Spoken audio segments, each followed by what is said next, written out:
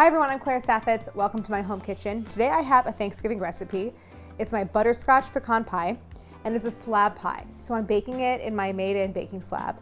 Now a slab pie is a pie that's like super thin. It's usually in a rectangle. And what's great about a pecan slab pie is you have the same proportion of topping, but less of the like sweet middle filling and the same amount of crust. So it's a perfect dessert to like pick up and eat, and you get the best part of pecan pie, which is the pecans.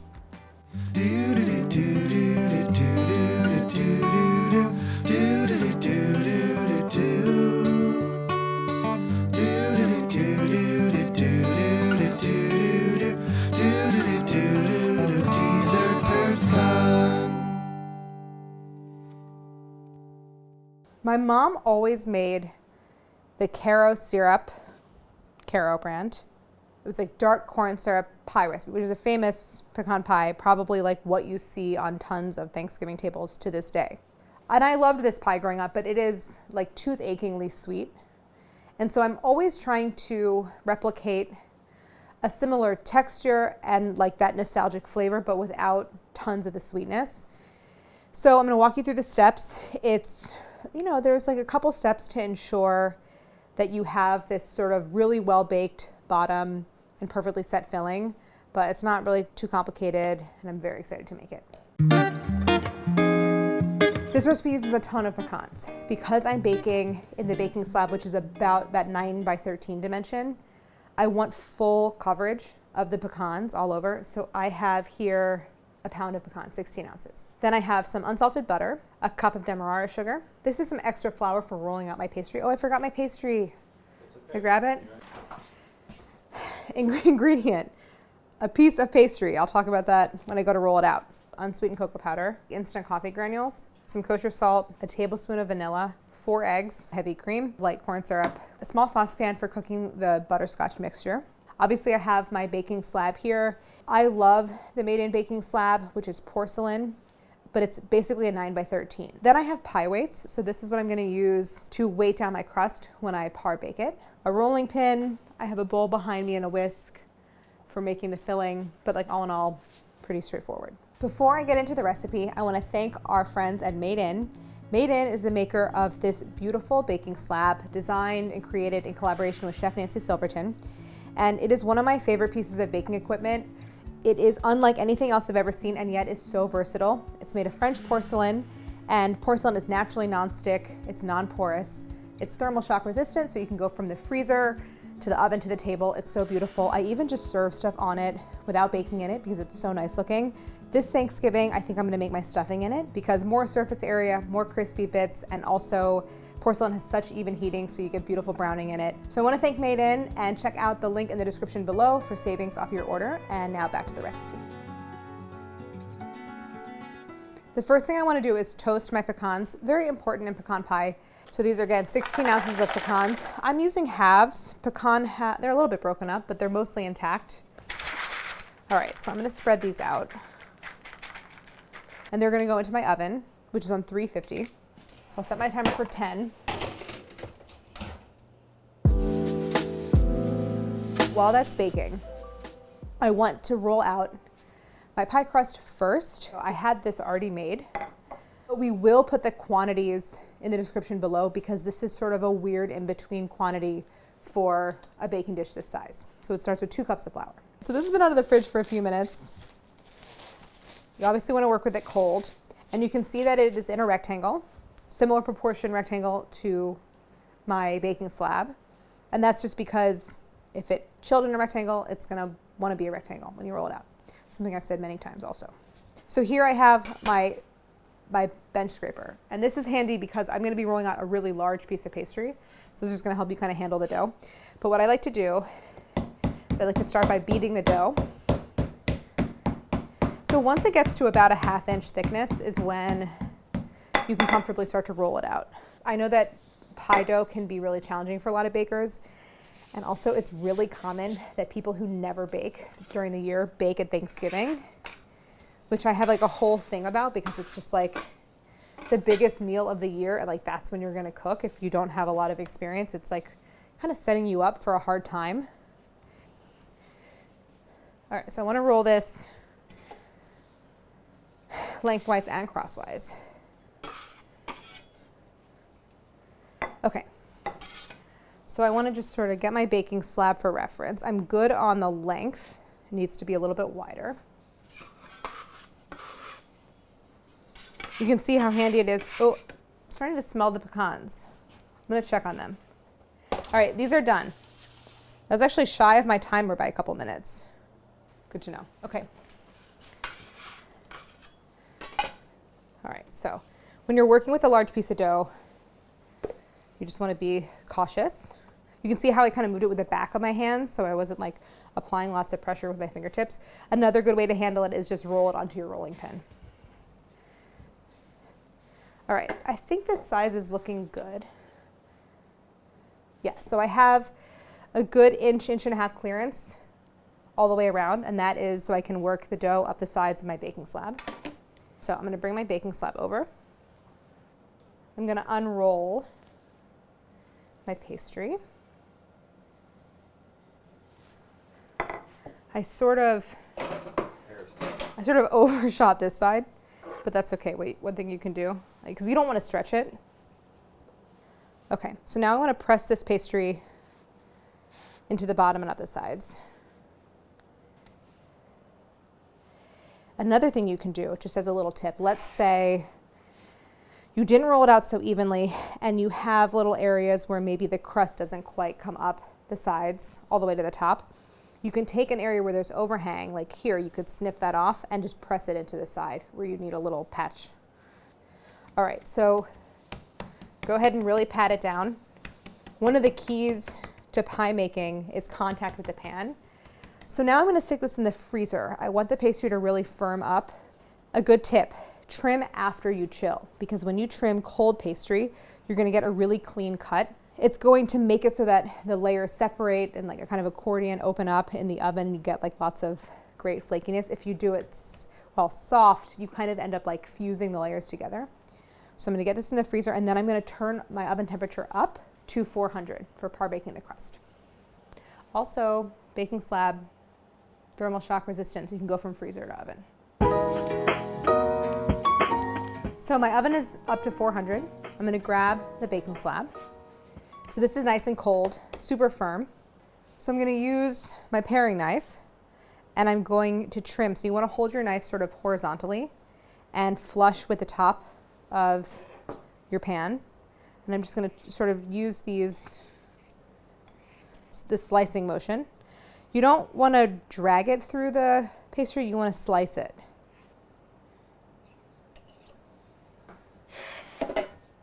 This is to me very satisfying. It's like getting a haircut. It's like having these nice clean edges.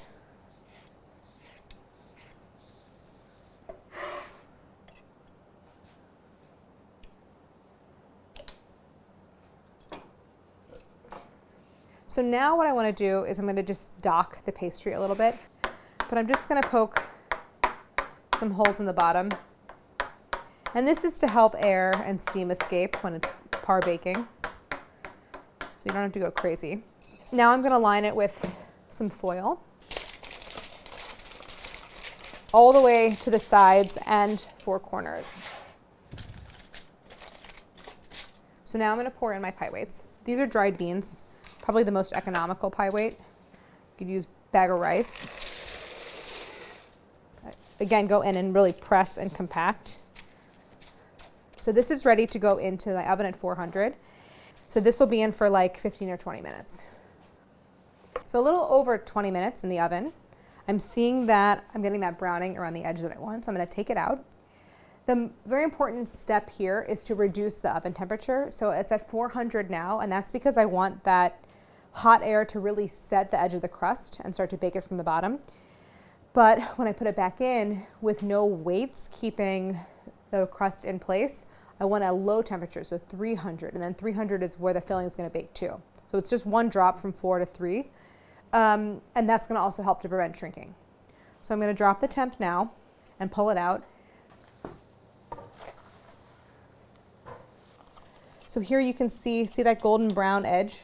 I'm going to carefully lift this out. This is why you want heavy duty foil or a double layer. And I can see that I'm getting lots of puffing underneath. So if you need to, you can go back in, give it some pricks just to help that steam escape. So back in at 300. And I want to bake this until the bottom starts to look dry. See how it's kind of shiny? I want that to look dry and ideally get a little golden brown color on it. Okay, so while that's baking a second time, I'm going to make my filling. So I have my saucepan here. I'm going to put this on medium. And I'm going to add, I have a cup of demerara sugar. You could use brown sugar, which is sort of the traditional thing for butterscotch, but that's basically what demerara sugar is. I'm going to add, I have 6 tablespoons of unsalted butter. About half of my heavy cream, so I have a cup total. I'm going to add about half. Plus 2 tablespoons of corn syrup. So this is coming up to a boil, and I'm stirring to dissolve that sugar. I'm going to turn it down a little bit. I'm on medium heat still. And I want to cook this mixture until it takes on a little bit of color. Right now it's kind of like a blonde, almost honey color. And I want it to get a little bit darker. I want to develop some of the more bittersweet flavors that you get from when you cook sugar.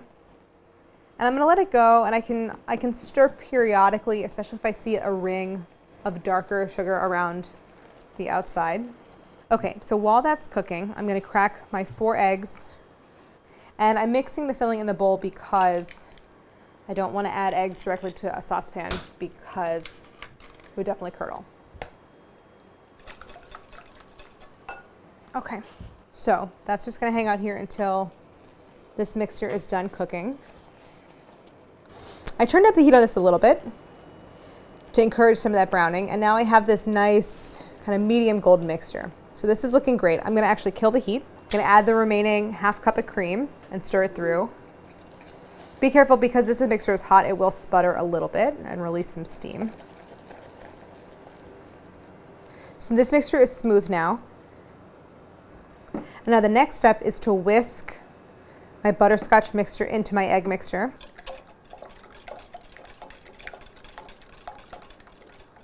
Those little thicker bits in there is just some butterscotch that was around the sides, but that will kind of dissolve into this. Okay, so now I can add the rest because the eggs have been tempered. I'm going to scrape this filling in. Now I'm going to add all my remaining ingredients. I'm going to add my vanilla extract. Then I have a teaspoon of diamond kosher salt. If you're using Morton, do half that amount. Now I'm adding a tablespoon of cocoa powder.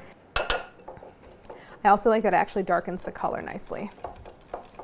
And then same idea here, a teaspoon of instant coffee granules. Just like, it's not going to taste like coffee, it's just a bitter thing to add for balance. So whisk really, really well to dissolve the instant coffee.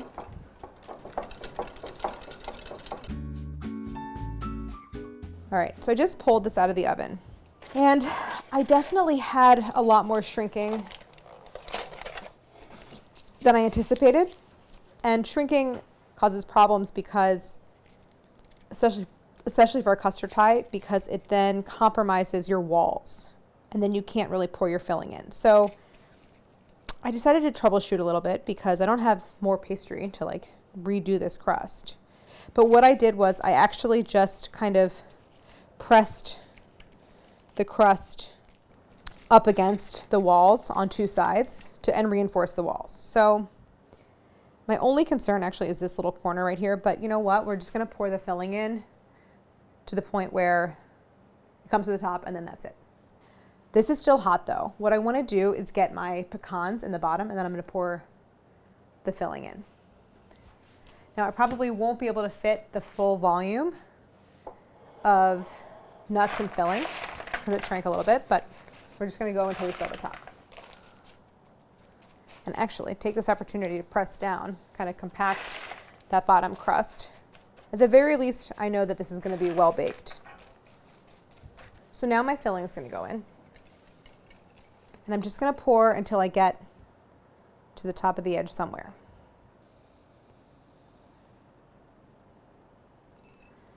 All right, so I had to hold back probably less than a cup of the filling, maybe 3/4 of a cup.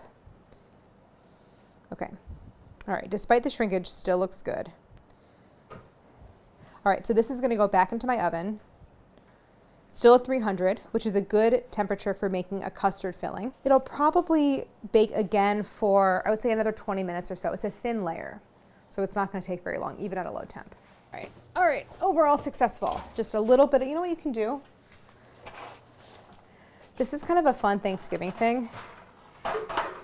You can make what I like to call the cook snack, which is mix the pecans in with your leftover filling and put it in a ramekin. I'll do it right now. I'll put it in the oven. And then you get to taste the filling beforehand without having to slice the pie. Okay. All right, so that's gonna bake, and I already said this, but I'll say it again. I know that it's done when the filling is puffed because those eggs kind of cook and they souffle a little bit, and that's really what I'm looking for. So puffed all the way across the surface. So 20 minutes later, there's some puffing on the surface and also like some light bubbling. So that's how I know it's done. It smells done too. I'm gonna pull it out. We made a great looking slab pie, and it just has to cool. Then we're gonna cut it into squares and taste it. One of the many great things about a slab pie is I'm able to lift the entire thing out to cool on a cooling rack. And then I sliced it. It's like the tiniest bit warm still, but this pie slices pretty well. And then to serve, I put it back in my baking slab. So like my ideal baking vessel, because it goes freezer, oven, and then serve. So I'm gonna taste it. I cut off a little piece right here. And this is what I'm talking about when I'm talking about slab pie, is it's like you have such a higher proportion of crust and then pecan topping to filling than you would in a traditional pie. All right, so I'm gonna taste.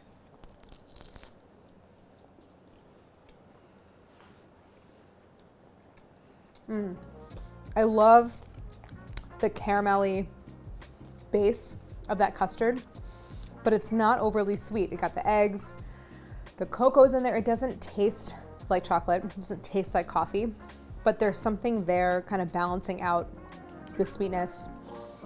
It's actually one where you act like you want to eat the filling instead of how like incredibly sweet the other one is. I won't take another bite. I really hope you try this for Thanksgiving. I think it's a great alternative to that more traditional pecan pie.